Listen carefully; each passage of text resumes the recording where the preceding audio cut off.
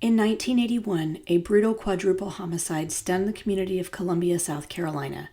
What made the crime even more intriguing was that the home was owned by a man known in the area as a root doctor, or someone who used herbs and potions for medicinal purposes. Was this supposed black magic the cause of his death, which also resulted in the deaths of 3 other innocent bystanders in the house? Or was it merely motivated by a case of greed? I'll also provide an update on South Carolina convicted murderer Susan Smith's parole hearing earlier this week. There is much to love about North and South Carolina, but the states have also had their fair share of violent and senseless crimes over the years. From murders on the Blue Ridge Parkway, in the heart of big cities or sleepy college towns, and along the coastal waters, some of these stories may be new to you. Some may have happened in your town. Some may involve people that are still missing to this day.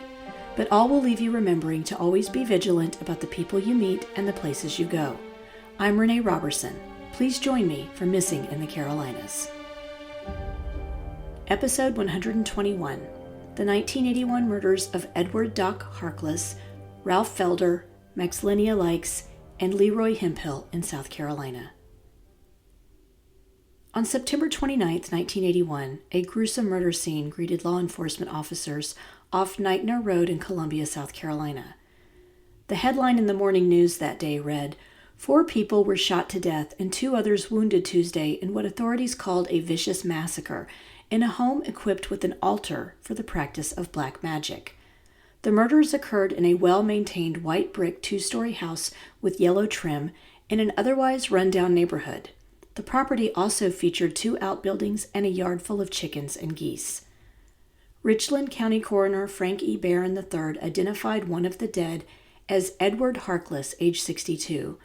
Known in the community as Doc, Edward was rumored to be a root doctor, a term used to describe practitioners of black folk medicine, meaning he treated people with herbs, potions, and chants. His home was filled with what police called voodoo literature and other occult items. On the day of the murders, 3 men entered the Harkless residence and fatally shot Doc Harkless with a .44 Magnum. But he was not the only person in the house. Also present were Doc's wife, 39-year-old Frankie Harkless, 27-year-old Ralph Felder, his 57-year-old father Fletcher, Maxlinia Lykes, 27, who worked as a live-in housekeeper in the home, and Leroy Hemphill, a 52-year-old truck driver. The other victims were held hostage for 2 hours before being shot execution-style from behind in a bathroom. Leroy Hemphill was found deceased in the bathtub. Ralph Felder was dead on the floor beside the bathtub. Maxlinia Lykes was found dead several feet away from the others. She was 6 weeks pregnant at the time of the murder. Immediately following the murders, Richland County Sheriff Frank Powell told the media that he could not say whether the robbery of the large safe inside the house, the murders, or alleged occult practices were all linked. Frankie Harkless and Fletcher Felder, the father of fatally wounded Ralph Felder, survived their injuries and were able to give details of the crime to the police. Frankie was in critical condition following the attacks, and investigators called her the Miracle Lady once she regained consciousness after her injuries. Frankie Harkless and Fletcher Felder both were moved to undisclosed locations during their recoveries and were under a 24-hour police watch. Frankie said 3 men questioned the 6 people in the home as they emptied a large safe on the grounds. At first, investigators believed the assailants obtained between $250,000 and $500,000 from the safe, but that was later determined to be closer to $52,000. 2 days after the murders, 32-year-old Charles Livingston of West Columbia was arrested after he led police and bloodhounds on a 10-hour chase through the city. William James Stroman, age 43, was arrested in Charlotte on October 19th after investigators found a bloody fingerprint belonging to him at the scene of the crime. He remained in jail under a $250,000 bond. On November 9th, a third suspect, Frank Emmanuel McDowell, age 26, was picked up in Charlotte, where he was living with his mother. Frankie Harkless had picked McDowell out of a photo lineup the police provided her. He was charged with the murder of Doc Harkless. On November 9, 1981, around 10 a.m., 2 police officers on patrol approached the driver of what they considered a suspicious vehicle near Eau Claire High School. The car had been there for several hours.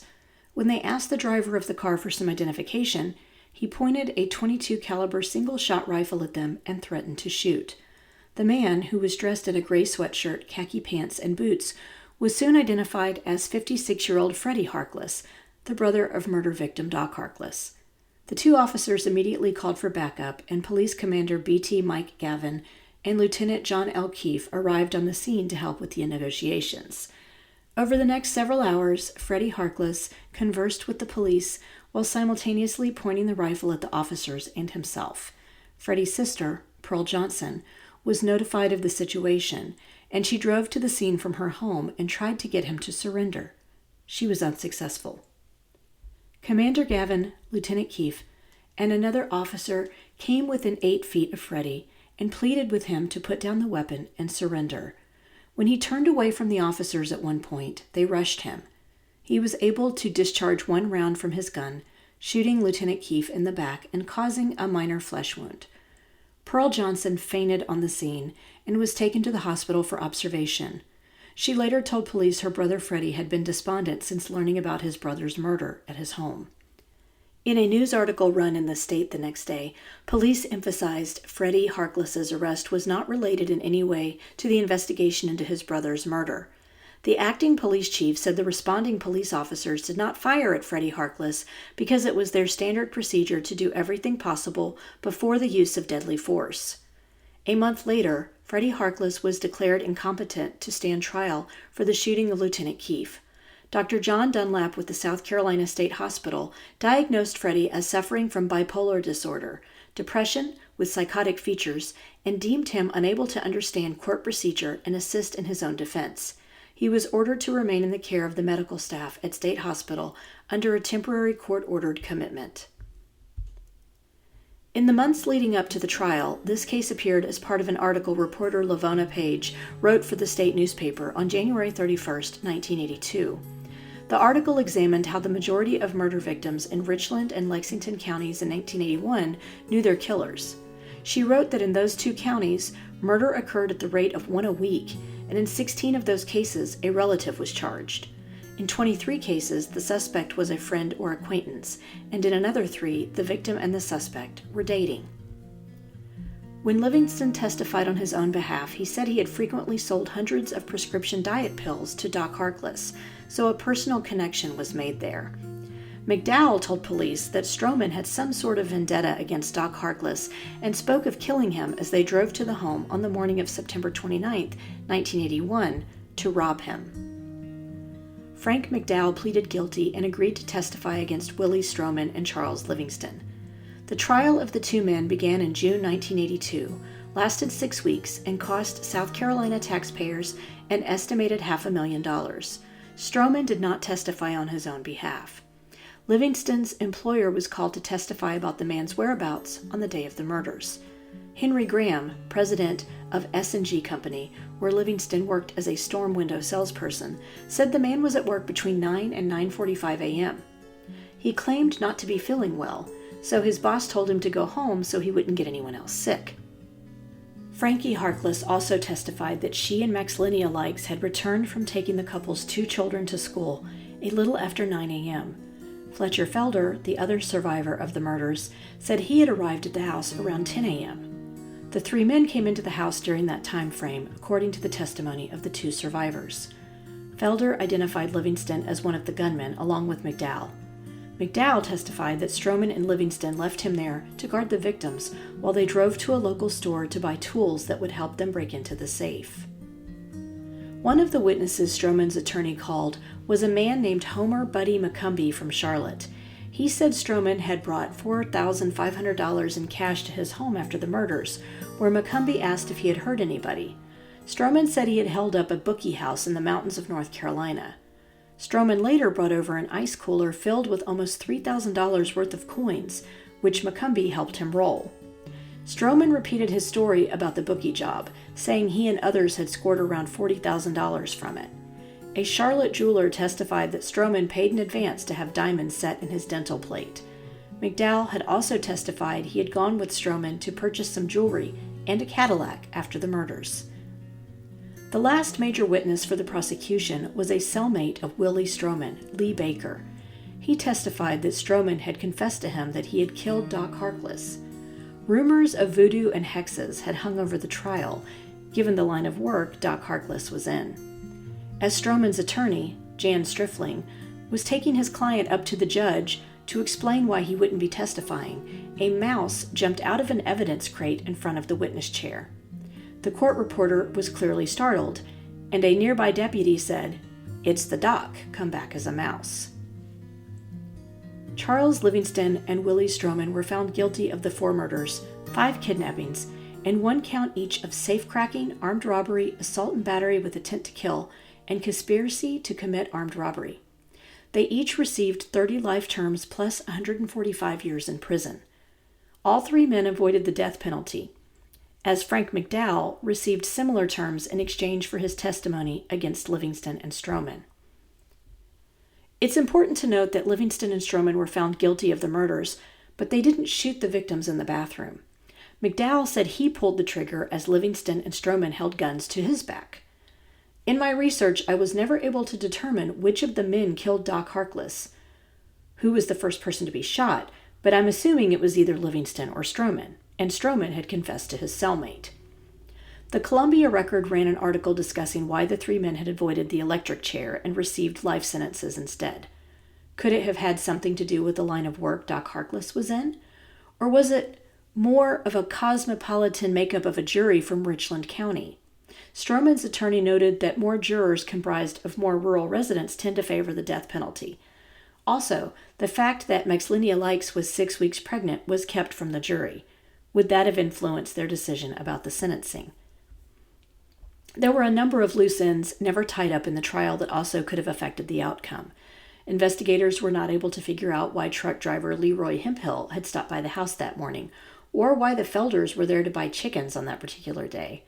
Also not really mentioned during the trial was Doc Harkless's connection to voodoo that dominated the early headlines about the murders, although it was prevalent on the minds of community members and possibly the jurors. I admit this story caught my eye when I was browsing an old newspaper archive and saw a headline about a root doctor's murder. I wondered about what a root doctor really was, and it appeared at the beginning of this investigation, terminology like voodoo and magic potions was sprinkled throughout the reporting.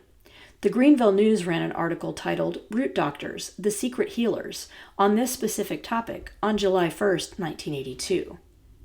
The article said, "The word voodoo often conjures up the image of someone poking pins into a doll as a way to bring harm to enemies."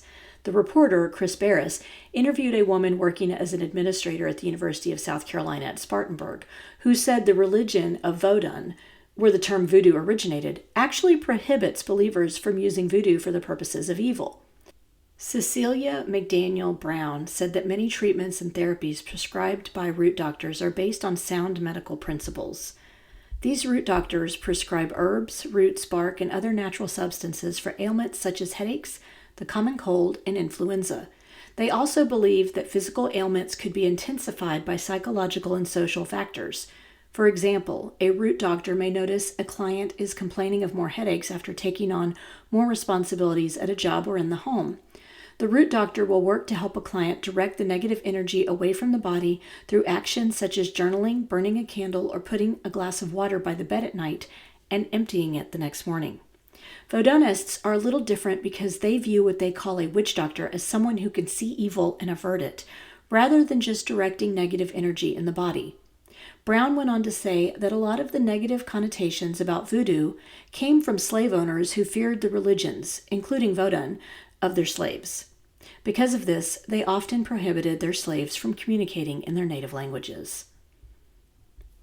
Before we continue, let's take a quick break for a word from our sponsors. Last January, I participated in a social media campaign for National Stalking Awareness Month. I plan to do it again this year, and I'm also interested in speaking with someone from the Carolinas who has a personal story involving stalking. This could be stalking from an intimate partner, a stranger, an acquaintance, or an instance of cyber stalking. If you'd like to share your story and help spread awareness about the dangers of stalking, please reach out to me at missinginthecarolinas@gmail.com. Though it's hard to believe, the holidays are almost upon us, and I've got a lot to do in the next few months. Sleep can be elusive, and I dread waking up and seeing bags under my eyes when I look in the mirror.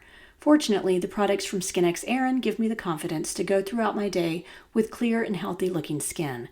I'm a no-frills kind of gal, and that's what I like about their skincare system. Using the pre-cleanse oil, hydrating beauty oil, and perfecting night oil are a real treat for my skin, and my morning and night routines take less than 5 minutes. I love that these products don't leave my skin feeling greasy and are loaded with squalene oil and vitamins E and A. Plus, they are extremely affordable, their customer service can't be beat, and the oils on average will last you at least 3 months.